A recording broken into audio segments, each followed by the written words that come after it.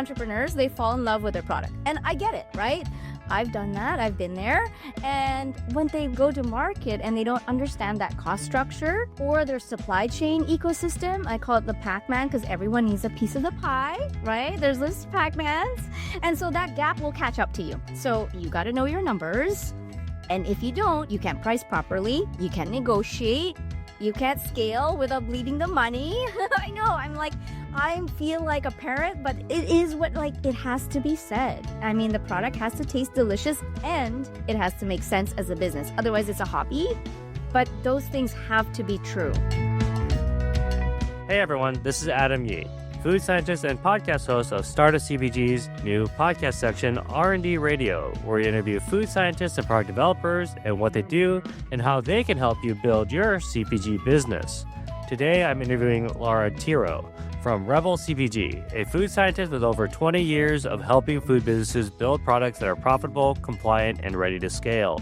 She has supported brands and processors in baking, frozen foods, refrigerated products, plant proteins, and other value-added food categories. Lara is known for her practical leadership approach and strategic clarity, helping businesses avoid costly missteps as they scale. In addition to her advisory work, she serves as a mentor and advisor within accelerated education programs, supporting founders and processors with guidance on product development, packaging, labeling, commercialization, and go-to-market readiness. What I really liked about this episode was Lara's framework for developing and maintaining a sustainable food business. She calls it her PB&J framework. You'll also learn a lot of things about raspberries and frogs and a new ingredient shaking up the sauce industry. Enjoy this episode with Lara. You're going to learn a lot. Welcome back to R&D Radio. I'm your host, Adam Yee, and today I am talking to Lara Tiro from Rebel CPG. Welcome on the show, Lara. Hi, Adam. Nice to be here. I'm happy to be here and talk about my company, my consulting company, Rebel CPG. Yes. And we've met through podcasting, I would say, right? I have a podcast, you have a podcast. Who doesn't have a podcast? Well, we like to call it a food cast. Okay. Why is that? Because all we talk about is food and food science and food tech, anything food. So it's a different type of podcast. Yes. Yeah. A food cast. I guess mine is too. Yeah. I'm creating a niche for us. Okay. Yeah, of course. Definitely. But this is more about a podcast about your business. So with Rebel CPG, you are a consulting firm. You're on the product development directory. And so when people find you, we kind of want to see if there's some synergies behind that. So that's why I love this podcast, because I get to talk to just really awesome personalities that you can't get through a spreadsheet, right? True. Yes. Agreed. So I'd love to start this podcast with just a general consensus of who are you and how do you get started in product development, Lara? What a long-winded answer I have, but I make it short and sweet. So my name is Lara Tiro. I'm a food scientist. I'm a founder of Rebel CPG. We're a commercialization innovation agency. And as Adam mentioned, I have a co-host a podcast called Munching on Molecules, where Christine Farkas and I get to geek out about food science, culinary innovation with some very passionate builders and entrepreneurs, innovators in this industry. Adam was on episode 28, the guy with the podcast voice. Yes, I remember the podcast voice, Adam Yee. But yeah, so we've been having so much fun. And so the how did I get started in product development? Like a lot of our food product development professionals and innovation professionals in the space, it's not linear. It's very long-winded. But my love of food started, and even before I knew food science was a career, like I think a lot of us, we were glued to the Food Network, Alton Brown's Good Eats, Unwrapped, those shows. I was obsessed with how things were made, not just how it tasted good, but why did it taste good? So when I was accepted at the University of British Columbia in 2000, I started as a double major in science and art. And my roommate at that time, Kathleen, was like, all day you talk about food and obsess about food and beverages. So why aren't you in food science? I'm like, what the heck is food science? So that was the nudge I needed. I switched faculties. I landed in this program. At this time, they had a program called Food Market Analysis. So it was a combination of food science and economics. They don't have that anymore. It's a master program, a master's of sciences program. So it was a combination that really shaped how I think thought about this industry because, it's not enough to like make something great and taste delicious, inspire and delight, but it has to make business sense, right? Which is why I chose, okay, I gotta major in economics or at least understand the basics, right? When I started in the industry, my first foot in that industry was not glamorous. A lot of the jobs available at the time was quality assurance, food safety, and HACCP. But I really loved it. So, I spent my first job grading organic eggs at this tiny local farm. I drove a golf cart. I had a dog named Toto who ran with me. And then the night shifts, I was working for a raspberry farm, a processing plant. They made jams. Oh, they processed all the raspberries, made them into jams, and sent it to one of the big guys. But yeah, I was processing or helping with pest control, HACCP, making sure that I was working alongside the CFIA, Canadian Food Inspection Agency inspector. But yeah, so I built my career in food safety and quality, and then that was the foundation. That foundation is everything, right? It doesn't get celebrated enough because it's what really keeps those products on shelves and brands out of recall. And then I eventually moved into product development for a commercial bakery. And that's where it all began. And yeah, then I started my consulting company, Rebel CPG, in 2021. So yes, been 20 years working in the food manufacturing industry, just working with a lot of food entrepreneurs, building incredible products. And when they hit that wall and trying to scale up, that's where I come in. That's where I love helping and supporting. Love that. To track a little bit on that, you mentioned working with eggs and raspberries, which is a commodity, right? And I'd love to get a little bit of a snapshot of that because I think a lot of us don't, especially in kind of the CPG space, we don't really focus on buying like the raw commodities, or we don't really think about it. I'd love to understand like just the amount of work it goes into like making sure these eggs or raspberries are of good quality, so to say. Yeah, I mean, I'm honestly okay with the raspberries at that time. It was very early on. They had an eye like on the line. So on the raspberries get poured on the line. It goes through what's called a shaker table. So it shakes out all those twigs, all the frogs. There'll be frogs on the line. Frogs? Yes, Really? because it's coming Like, straight from the farm. how big are these frogs? Oh, they're tiny little tree frogs or bush Really? frogs. Yeah. So that like Okay. June harvest season is when this plant operates because it's coming straight from the raspberry harvest season, and they come in these like plastic tubs. So they get dumped onto the shaker tables. The shaker tables shake it off, and then you see the little frogs coming out. And then Oh my God. yeah, and then there's these ladies on the line grading. But at the time they just installed a laser eye sorter, so it was able to grade the raspberries according to there's different types of grades depending whether the A, B, or C. I don't remember if that's for raspberries, but for potatoes for sure. So it goes through graded through that, and then it gets cleaned and washed, goes through some sort of a tsunami, what's called a tsunami ecolab wash, and then it goes through the whole process of making it into jam. I don't want to spend too much time on that, but that's Yeah. on the commodity side of things, Yeah. right? It goes through that grading process. Here in Canada, it's a little bit different than the US, but than the United States. But yeah, most commodities get graded. And if they don't hit grade, then typically that's what you don't see in the supermarket. You get those misfit vegetables and fruits.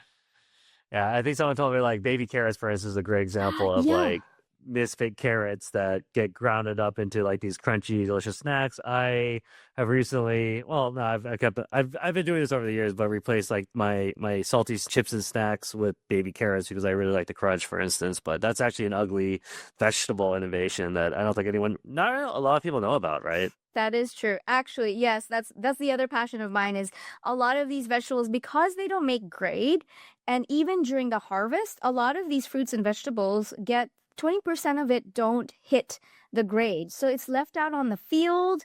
So there's so much opportunity in white space to make use of, we'll talk about that in trends, but like, food waste and food Yeah. repurpose. There's so much cool opportunity when it comes to upcycling food. Like, what can you do with this waste that's out on the field that don't hit grade?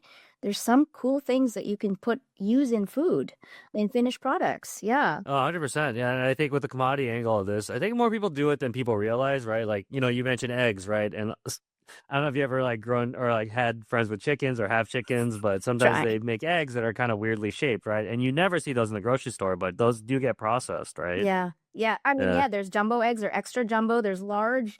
I buy my eggs from a farmer here, and I always get excited when I get 2 yolks in the egg. Oh, I'm like, yes, it's deal. funny.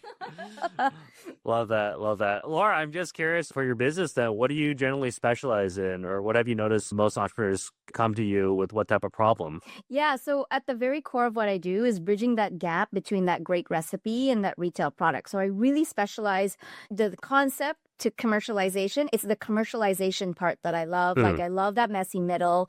I love boots on the ground during a pilot trial, first production runs, getting the brands ready for that. So they have their benchtop formula ready, but how do you optimize it for a contract manufacturer or for a line? Say maybe it's working in the commissary kitchen at the moment, you're selling at a farmer's market, but you really want to scale up and grow. You're getting the sales, you proved out product market fit. Now you have to scale up. So that's what I love doing, especially on the formulation side of things, packaging and labeling compliance, and then even process. Like yourself, I used to work at a granola manufacturing facility. It was a contract Granola bars, yeah. manufacturing, yes. Uh-huh. Yes, where we learned a lot about slabs, cold slab, and Oh, enrobing. and Convar, have you Yes, heard it? And you're in Canada, right? I'm in Because like Canada, yeah. yeah, because the guys I worked for were also Canadian as well, French Canadian specifically. So I just find it funny, all this bar manufacturing in Canada. Yeah, I don't know why, but for some reason we're up here. We love our bars. So talking about bars and equipment, I'm a bit of an equipment geek. Like I love VFF, vertical form fillers, Univacs, HVP, map, packaging. And so those are the kinds of things that really excite me. And so that's what I love working with my clients is understanding those equipment or even process lines or steps that help your product scale. Because that's really half of the battle of scale up, right? And then my second love is teaching. So I always teach my clients, and I also teach at accelerators and incubator groups, is that they need to master. Here's my thing. I'm playing around with this, Adam. It's called PB&Js. So the PB, Okay. this is what I tell them. You need to learn your PB&Js. The Okay. P is the product, of course, the packaging, the pricing, and the process. And then the B, you look at it with the lens of the brand, the buyer, and then baseline, which is essentially compliance. So that's your P's and your B's because yes, product is essential, right? And when you're moving from commissary to manufacturing, a lot of the formulas I've seen is recipes. It's teaspoons. It's a pinch of salt. It's like use the orange scoop. I'm like, oh Yeah. gosh, okay, does Yeah. not cut the orange scoop. That's funny. You have The to orange you scoop, have I've the never heard of orange that term. That must Oh, be the orange scoop. Yes. interesting. All right. Yes, you have to convert it to weight. So you have to Yes. calculate by percentage, right? Because Yep. cups don't account for the density. Like it's a huge difference when you're moving from one facility to another. And then, that packaging P part, it's not just a pretty label, right? The packaging is a container, contains, it protects, it also ensures shelf life, communication, and consumer utility, like all at once. So I think that's the other underappreciated part of the P's is the packaging because you have to run it in parallel when you're working on your product, your formulation.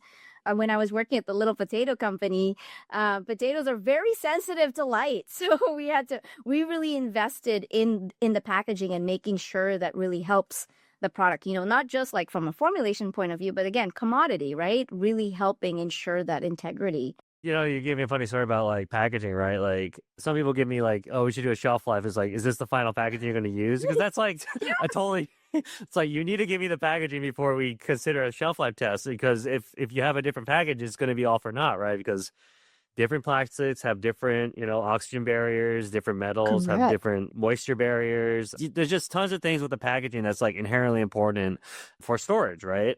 Yeah, you could run a whole masterclass, packaging 101, really, right? I mean, I went to Bemis University out in Wisconsin. If you ever get the chance, Adam, you should go to Bemis. Bemis? Yeah, Bemis. So they're a film manufacturer, packaging manufacturer, and they host, I don't know if they do it still, but I'm sure they do. It's education classes courses on packaging. Bemis University in Wisconsin. I learned so much from the team there. And they even have a pilot plant. So you can run your packaging. You can run MAP there. You can run all kinds of different laminates and film. See, equipment geek. I love it. But then Wisconsin also, yeah, yeah, that's funny. Wisconsin. Wisconsin also has a really good bar manufacturing course too, which Oh, that's I right. went. At the University of Wisconsin, the food Yes, science. yes, Yeah. yes. They also have a candy. Is it candy? Confectionery Candies as one. well. Yeah, yeah. A lot of universities have really good courses. You never know, right? Like it's so weird. Like Pennsylvania has an ice cream course. There's just so many different unique courses out there in the world. I love this. I love talking about like kind of this really interesting, scale up issues that a lot of these founders just don't know, right? Like we have our own inherent knowledge, but like when you have people who, make something out of their kitchen and they want to scale it up, there's just so much that goes into it, right? Yeah, I agree. I talk about the PBs and Js, and I was listening to Brian Chow's episode. I am also a disciple of StageGate. Ah. StageGate. Side Very note. corporate. Side note. It was created by a Canadian, Dr. Robert Cooper, in the 80s. But I love it because you know what? It's yes, you said corporate, but we need structure because we're moving so fast. We're pivoting. We're experimenting. It makes sense to have structure. So I love that structure. I always think that you need some sort of a kill, go, hold checkpoint. And then essentially it's a way to manage risk, right? Whether or not you want to Yes, proceed 100%. further on your next stage. And okay, there's less risk, there's less uncertainty. So, when a client comes to me, I have to figure out, okay, you need to fill your project brief because that helps me get structured on what it is, what kind of support you need from me. And if not me, then maybe someone else. We're all here in this industry to help it grow. 100%. Yeah. And I'd love to hear some examples of like, whether StageGate or just a really interesting problem that you were able to solve. Do you have a story of a product you worked on? Yeah, one project that really sticks to me is the work that I did with Megan. So she's a founder of Wholesome Yum. She's a healthcare worker, so she's a nurse, mom of two, and she's Vancouver Island raised. She's a foodie, and she came to me with an idea that she'd been making this product at home. She knew it was good, it was tasty. All of her friends and family were loving it, but she wanted to turn this home kitchen recipe into something commercially scalable and food safe. So it was a completely different challenge because it was baby food, right? It was frozen. She was cooking beets down and making it into frozen pucks. So the first thing I said, okay, we need a project brief because we need to spend some time on what your end goal is, right? Like those PBs and Js again. So even before we touch on that formula or like looking at a co-man, what are your gaps and needs? What are your must-haves? What are the non-negotiable? What does success look like? And then from there, we worked at formulation systematically, scaling some of those ingredients because she was sourcing from a grocery store, which is fine, for bench happens top. all the time. I'm okay It's with just that. I'm okay. yeah. It's just you can't scale with that, right? No, exactly. You just have to ensure that you are aware of industrial suppliers or industrial farms that you can buy it from, right? But then like with scale up, you have to ensure that you're also not losing the taste and the texture profile that you fall in love with on the benchtop, right? So also making sure that's nutritionally sound. So using a program like Flavor Studio, putting the recipes together, putting it into an a nutrition facts panel, an ingredient statement. And also the most important thing is shelf life, right?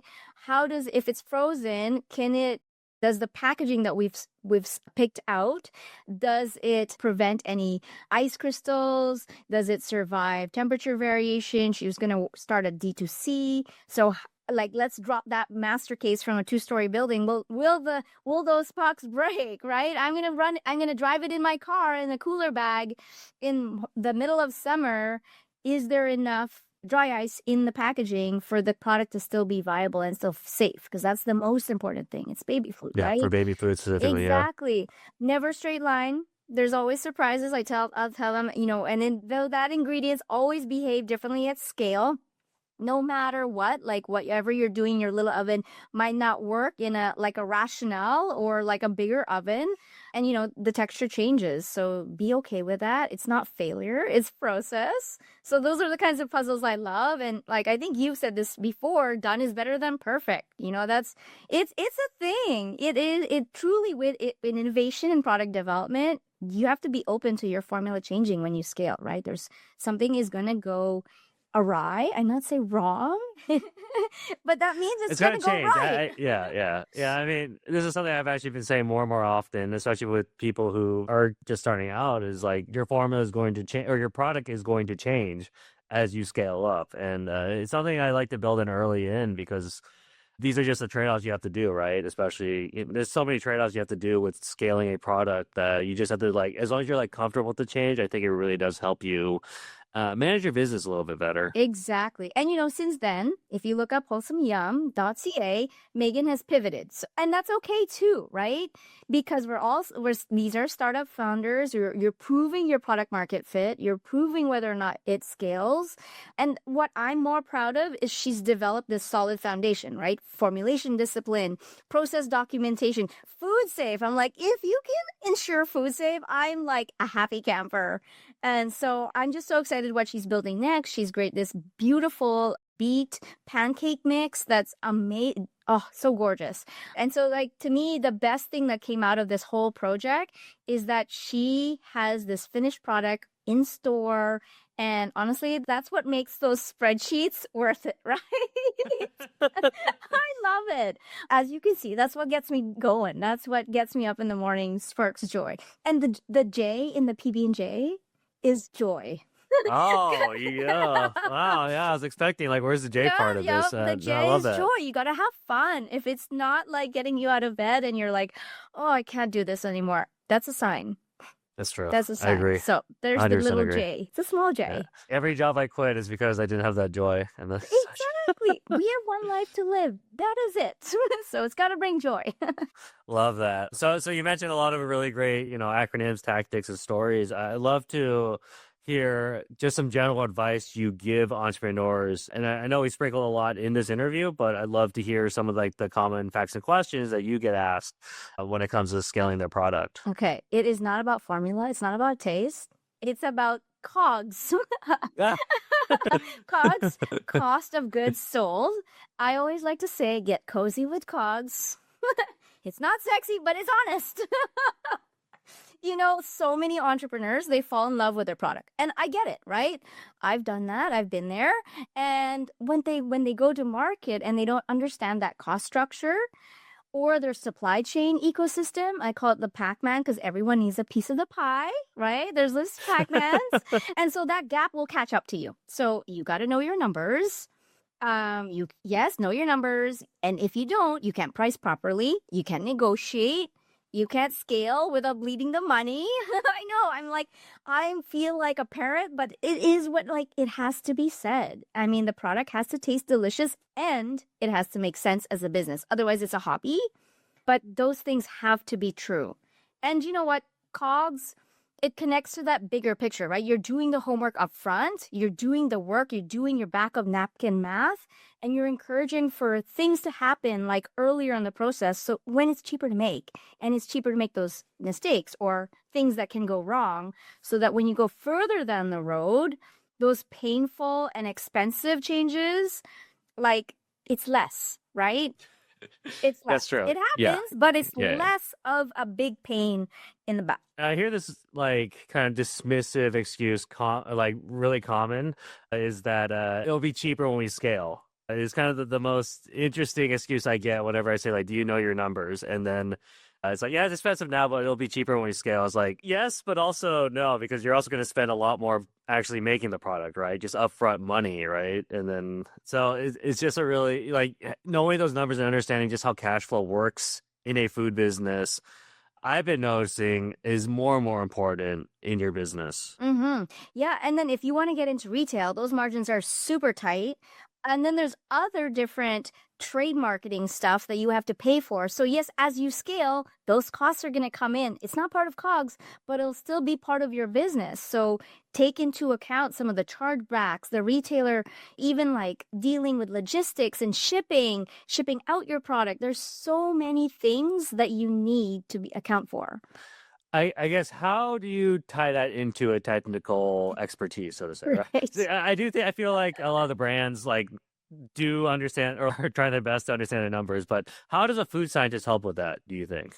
It makes you more aware of the COGS, right? So you have to be aware COGS, meaning ingredients or raw materials, your packaging and your direct labor, or if you're working with a contract manufacturer, the tolling. So if you're able to understand what the costing us is later on in the process, like with regards to the supply chain, then you can pull those levers with ingredients. You can negotiate with your ingredient supplier, you can negotiate with your packaging supplier, and then you can negotiate with your contract manufacturer. Right? So understand that margin that you're going to be playing at retail translates to the margin for you. Do you feel like a food scientist or consultant like you helps with that process? I think I'm a bit of a unicorn. I don't know. I don't know. I've honestly, like what I tell these prospective clients, I don't just formulate. I think about your business on a sustainable long path towards growth. So when you're on shelf, that's great, but you got to turn. Right? You got to see those volumes, you got to turn.